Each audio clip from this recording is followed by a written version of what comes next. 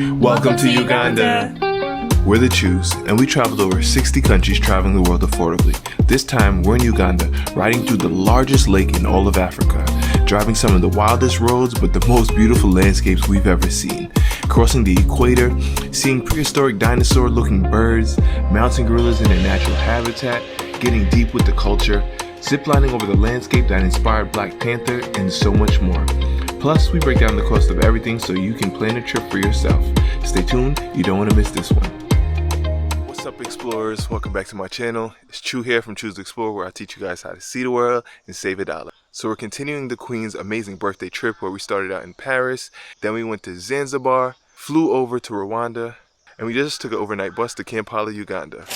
So it was an overnight bus, and it honestly wasn't too bad. We did have to do customs, but luckily we did the East African visa, which gives us entry into 3 African countries, being Kenya, Rwanda, and Uganda, for $100 US, and it's just 1 visa instead of 3 of them. We did this on arrival in Rwanda, so it was an easy process to go from Rwanda to Uganda. But being that this was a land border, they did go through our bags and sorted through our things, but we went through the process within 10 minutes. Now that we're in Kampala, we're super excited to explore and see what Uganda has to offer. All that we got to do now is pick up our car rental and get on the ground running.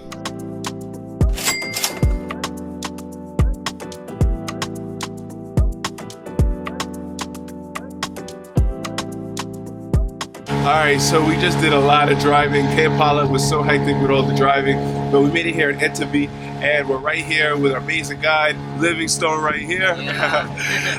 And we're on Lake Victoria, which is the largest freshwater lake in all of Africa, and the 2nd largest freshwater lake in the whole world. It's really incredible. It actually borders 3 different countries in Africa. So we're here, we're going to explore and hopefully see some prehistoric dinosaur-looking birds. So let's go.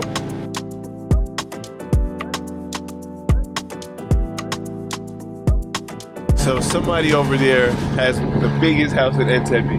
It's actually over 65 bedrooms in his guest house. He has his own house for massages. I don't know who that man is, but he needs to share some wealth with me, because I need to make some money. So if you guys want to help us, subscribe to the channel right now to help us get some money so we can get, you know, not 65 bedrooms, maybe like 25. I think that's decent, right? 25, you think? Maybe. Go ahead and subscribe. Yeah.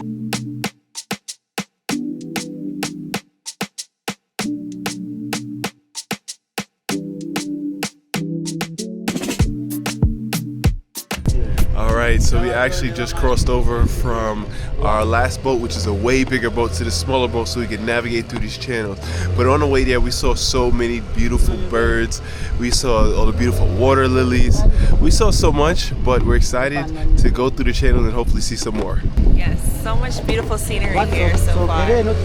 So if you actually look to the side of us over here, you can see these tree-looking branch things, and this is actually papyrus. Like, this is what the Egyptians used to like write things down and to tell things on hieroglyphics, you know, for paper and roofing. So really cool to see. I never saw papyrus before. Maybe I did, but I didn't know it was. So shout out to them.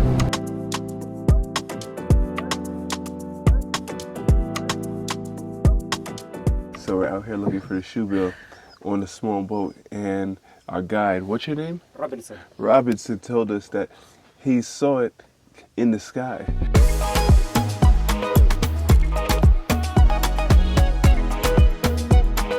It was actually super interesting that we were able to catch a couple, because they normally operate solitarily. So to find 2 is just catch the luck. Choose to explore, good luck right here. We saw one flying around, and we thought that it may be difficult to find one, but to find a couple is super rare. But it is breeding time, but their gestation period is super long, and it takes them around like 5 years to have a kid once the mating season. So very lucky to have this amazing experience.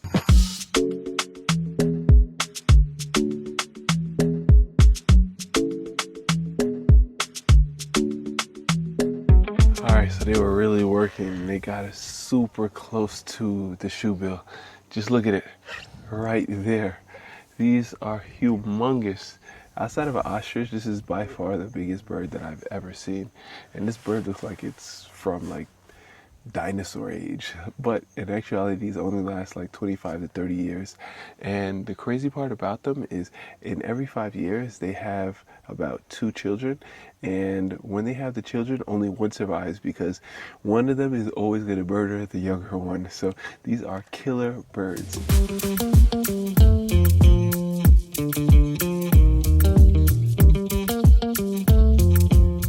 Here at Choose to Explore, we really choose to explore. So we're here in the swamp, and he told us that we're going to look for Goria Sedan. He says he hasn't found it in 4 months. But you know what? Choose to Explore, we found it. It's been lost, but the Choose have found it.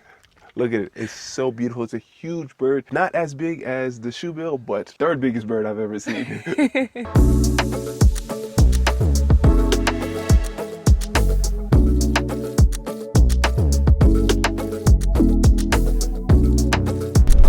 That was such an amazing trip.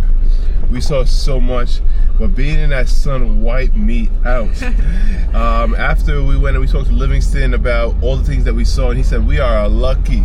And at Choose to Explore, we're not lucky. It's our destiny to show you guys the best things. So thank you guys so much for keep supporting us. Yes, you know I love a boat day, and this was a beautiful one right here in Uganda, so I definitely recommend it.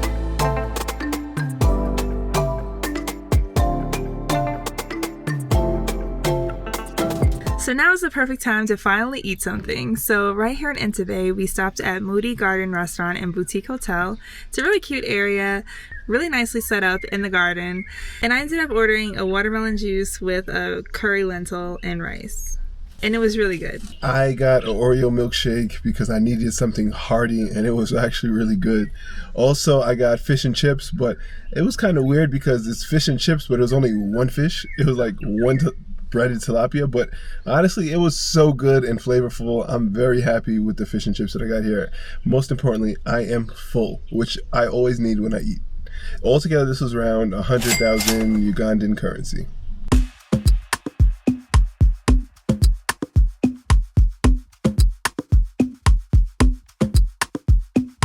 Alright, so we just checked into our place at Aivilo, which is actually Olivia's name spelled backwards. So when Liv saw it, she knew she wanted to book it.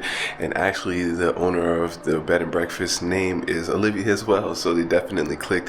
It's a really great owner, and this was about like $36 a night. As you guys know, Liv hates wet rooms, so she loves going places that have their own separate showers. But it's a beautiful place right here in the heart of Entebbe, and a great affordable price as well. Good morning, good morning. It's another beautiful day here in Uganda.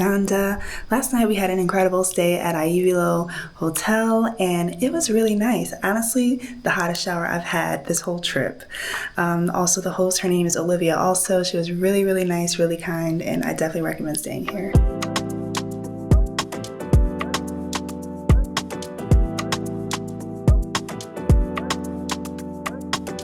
It's 6:30 a.m. The sun has not even risen, but we have to get out on the road early because we have about a 10-hour drive today.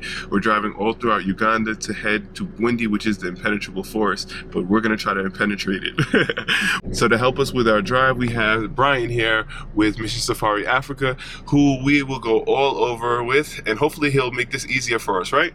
Yeah, sure. All right, let's get on the road.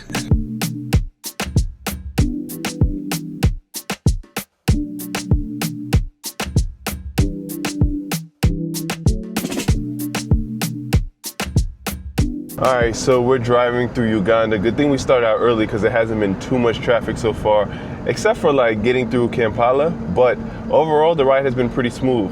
What I will say is Uganda is pretty lush and green. It has so much different food. You see all of the big trucks with the big bananas, and you see the yams, and you see all the different fruits and vegetables. Depending on the area that you're in, you also see like the different crafts that and the markets that they have here. It's honestly been really cool to see this drive. Brian, I have a very important question to ask you. In America, they have this argument: 100 men versus one gorilla. Who wins in a fight? One gorilla. One gorilla beats 100 men. Brian. Why? Yes, talk. It's because of the fear. The fear. If it attacks one person, you all go in disarray. Okay. You will fear. You'll just fear. Not that it can beat you, but the fear. You just fear that. Yes. And being one gorilla, it will be fighting for its life. Yes. So whoever it gets to, now no one would want to really get close to it then. Yes. Yes, you'll all want to run. But Brian, you have 20 people. How tired is the gorilla going to be? It's going to be very tired after beating up all these people. The tiredness bit should be put off because surely everyone will be running away. You will be running away. Listen, Brian, I think there will be 20 very, very bad deaths. Bad deaths. But then I think you just jump on it and everybody just kill them. I think maybe 25 humans can beat one gorilla. I don't know how we could put that to the test. All right. Okay, there you guys have it.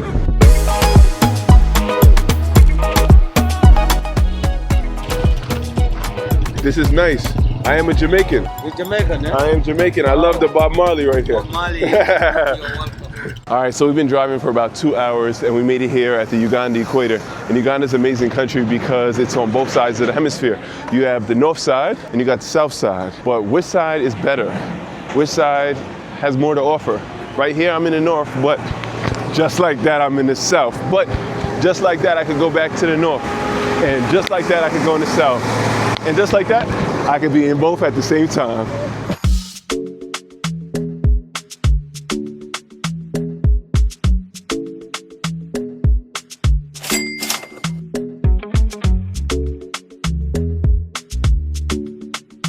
All right, so we're right here at the Equator Line restaurant and we're doing a really cool experiment to see the difference between the north, south, and also in the equator. So right here we have Huntington and he's gonna show us what happens. So northern hemisphere is supposed to move clockwise, eh? And then after stabilizing, I drop the piece of flour for the spinning, how the choreography spins. Okay. The anti-clockwise motion. So let's drop again a piece of flour and see if it has changed. Get it? Yes. Only 13 countries out of 195 countries over the whole world which are crossed by the equator. And look at this now. No movement, no spinning. No spinning. Doesn't want to go. It gets sucked down because we're on the equator line. Right here on the equator line. 3% of your weight is less when you're right on the equator line, thinking that you're spinning faster. Record me, Liv? Yeah. Do I look skinnier? 3% less weight. But the moment now, you leave, you'll gain it back. 3% back. Maybe 6% back. Right here, 3%. skinniest.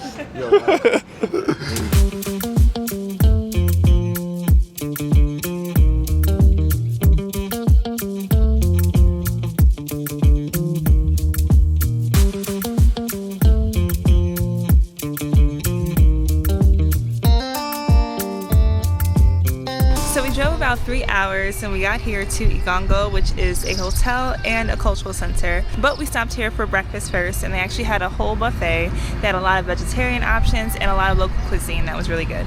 Yeah, we tried a bunch of different foods that we haven't seen before. They name things a lot different than we have. But it's so interesting as a Jamaican, a lot of the cuisine, even though it's different names, it's very similar. So the food here was really good and the buffet was like 40,000 per person, which is somewhere like $10 per person. Overall, the food was really good and definitely vegetarian friendly. Then we went next door to the Cultural Museum and we learned so much about southwestern Uganda heritage and the people who lived here pre-colonization. We learned a lot about the tools that they used, the houses they lived in, the herbal medicines, and just pretty much everything about them and their kingdoms and their animals. It was very interesting. It was so interesting, especially the things they did for their brides and their grooms and the wedding ceremonies. Liv right here, I paid 150 cows for her. And listen, they fought a whole war. 4,000 people died for one cow. And Liv was worth 150. I'm worth way more than 150. I don't even know what he's talking about, but yeah. Subscribe so I can get my 150 cows back.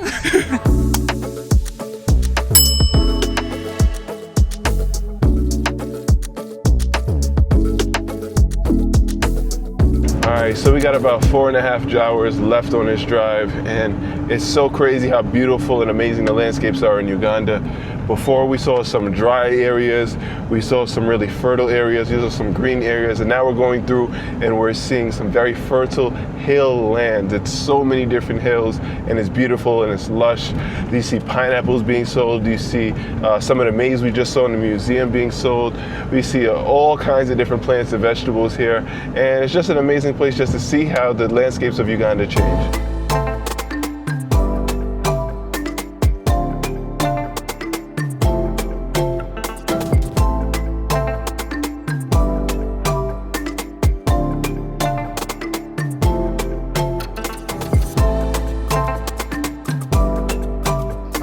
just got here at the Four Gorillas Lodge. If you can't tell by now, the sun has set.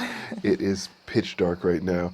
The last hour or so we had to drive on like off-road. It was like gravel, and honestly it wasn't too bad. The first minute or two was kind of rocky, but overall the ride was pretty good. Ugandan roads for the most part have been really good. Most of them have been tarmac roads except for that last hour stretch, but we're super excited to be here at the Four Gorillas Lodge.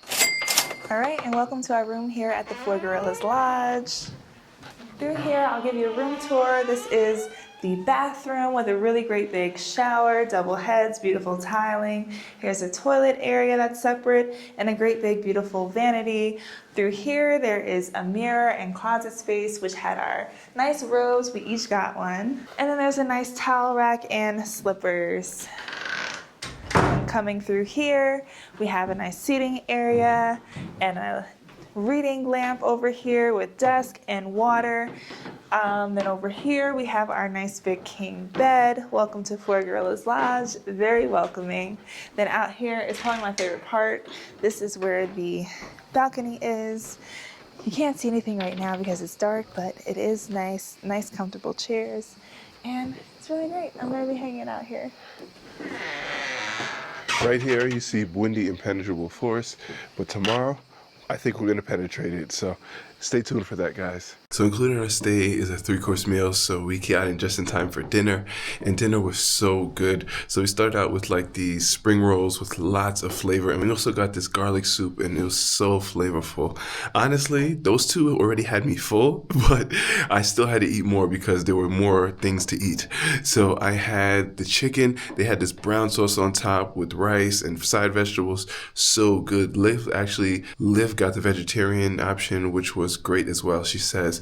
And then for dinner, they gave us 2 options, which was fruits and something I have no idea what it was. So I ended up getting the thing that I had no idea what it was, just because, choose to explore, I explore things. And it was good. It was like a pancake kind of thing. It was like Alfredo naan or something, but definitely recommend the food here. And it came just in time for turn down service. So we got the mosquito net up. We got the windows closed, even though I do want to see the sunrise tomorrow, but we're going to get up before 6 o'clock because tomorrow I'm going to go see some gorillas. So let's go.